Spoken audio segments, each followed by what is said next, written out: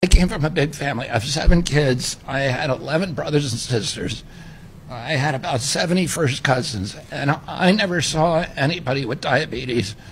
I never knew anybody with a food allergy. I never knew anybody with autism. When I was a kid, and I know what a healthy child is supposed to look like. I'm looking at kids as I walk through the airports today, as I walk down the street, and I see these kids that are just overburdened with mitochondrial challenges, with inflammation. You can tell from their faces, from their body movements, and from their lack of social connection.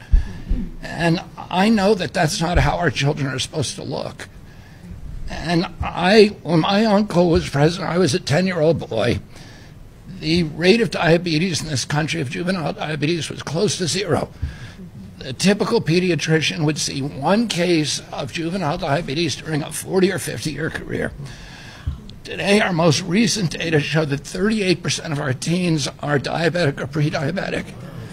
And so 1 out of every 3 kids who walks through his office door now is at risk or has diabetes. And with autism, the autism rates in this state now are 1 in 25.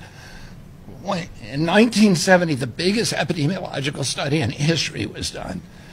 It was done in the state of Wisconsin, and they were looking specifically for autism, and they knew what it looked like.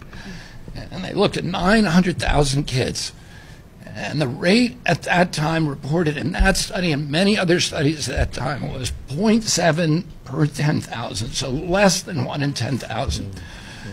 Today, it's 1 in every 25 Texas kids. In California, which has the best collecting system, it's 1 in every 19 kids, 1 in every 12.5 boys. And so we're doing something to our children that is unprecedented in human history. We are now the sickest population in the world. We have the highest chronic disease burden of any country in the world.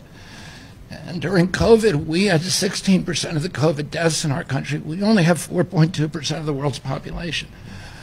So we did worse than any country in the world. And if you ask CDC, why did Americans do so badly?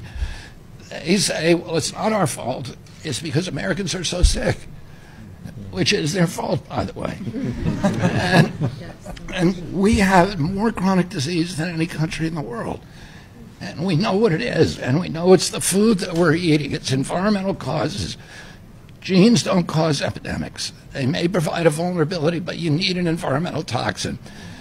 And we know it's the food primarily that we're eating.